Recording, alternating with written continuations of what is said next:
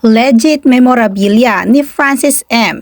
inilabas ni Noel Ferrer. Si Noel Ferrer ay isang kilalang educator, writer, multimedia producer, talent manager, author, and broadcaster.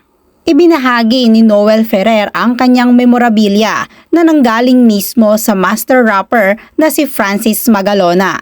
Ayon kay Noel ay ibinigay ito mismo sa kanya ni Francis M. at may signature din ito. Ilan sa mga celebrity ang nag-like sa kanyang post. Isa na nga dyan ay si Randy Santiago at si Kay Abad. Tila may pasaring naman si Mr. Noel Ferrer sa trending video ni Miss Abigail Rait.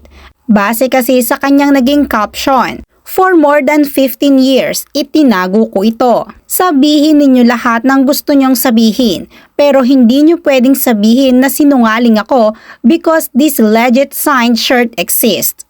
Francis M. gave this to me and it's not for sale because it's priceless."